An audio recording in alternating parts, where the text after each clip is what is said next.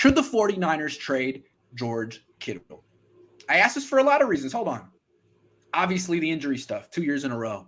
But then this thing with Trey Lance, the fact that there is a transition happening now or pretty soon from Garoppolo to Lance, and George Kittle has seemed resistant to it so far. Those are 2 reasons. Should the 49ers? Also, the fact that he's going to make $16 million next year, and he's only making $5 million right now. What's That's 3 reasons. Should the Niners trade that contract? Also, the 4th reason is that they can, because the trade deadline isn't here yet. Okay, that's 4 reasons. Should the Niners trade George Kittle? Is it a tradable contract? Well, is it? What's this year it is. Like he's only making $5 million this year, so people can fit him under their cap now. And if they feel like, hey, this guy's a great player and he's only got a couple of injuries and the Niners are crazy, I think absolutely people could afford him. Yes. So here's the thing, and I thought about this morning too, because one of the guys that we've talked about on this show, like when we talk together, I think you and I both like the idea of trading Debo. Yep. But who's the one guy that's in Lance's corner?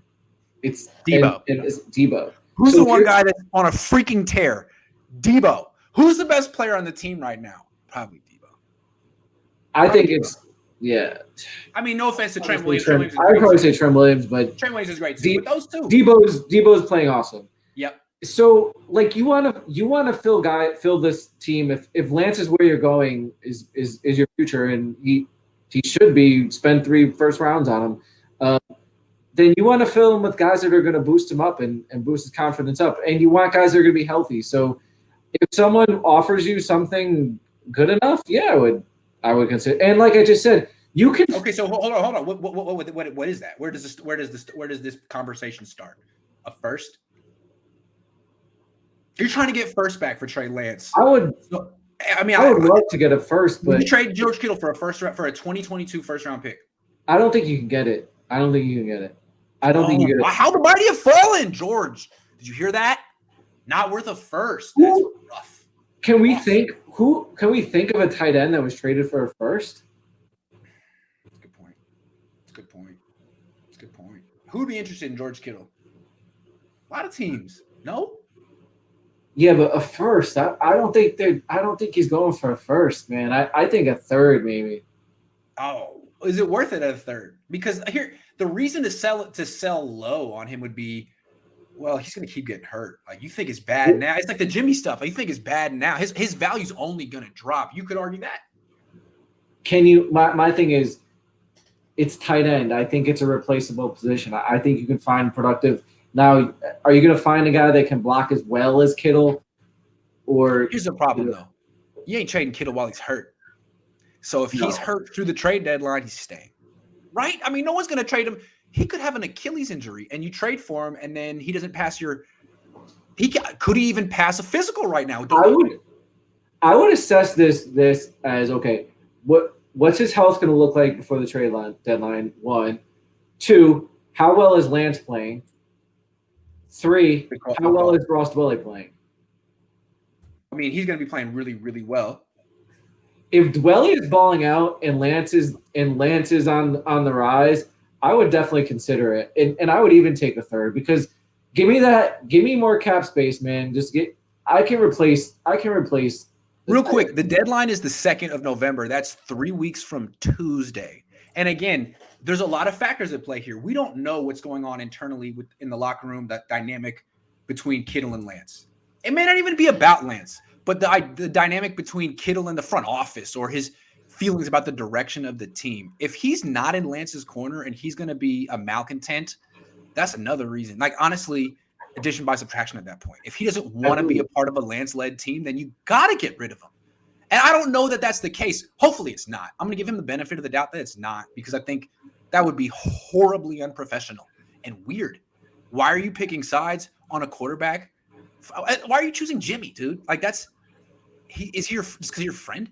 Because he's your buddy? Because he went to Nashville at one time? It's not about friends. Did you even invite Trey to Nashville? I bet Trey would go to Nashville. This business isn't about friends. It's about production. So, yeah, suck it up. NorCal Refrigeration and HVAC says Kittle and Kyle to Jacksonville for a second and a third.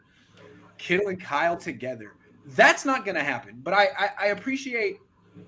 Look, Kyle seems more on. It seems like people are kind of changing their tune on Lance. They're like, well, we don't know when Jimmy's coming back, and we know Lance wants to play. So maybe we should embrace the guy that wants to be here and wants to play. Not that Jimmy doesn't. I just know that Lance does. So maybe, I don't know. Seems like everyone else is finding positive things to say about Trey Lance.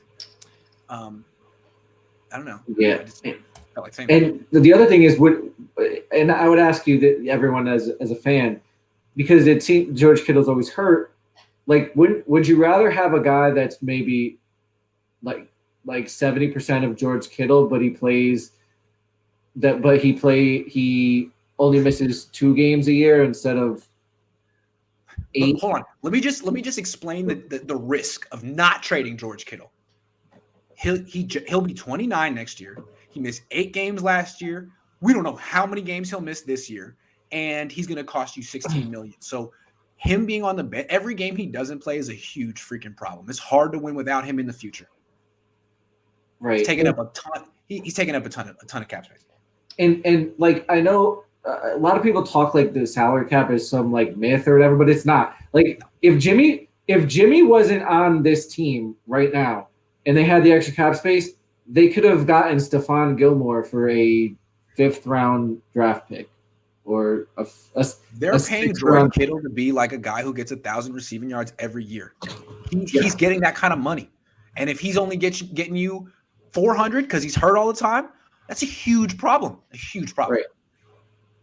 Yeah. You have to be you can't be sentimental here. I know you love George Kittle and you thought he was going to be one of the all-time great 49ers, but you have to take a very sober look at him. What can you really expect from him going forward? If this is the new norm, if it's get hurt week 1 every year and battle through an 80% health season and miss a few games, that's not good enough. They're paying for Travis Kelce, which is just relentless consistency. Travis Kelce always plays. Never hurt. Like, I don't remember. Also, again, if he's not on the Trey Lance bandwagon, he's got to go. He's got to go.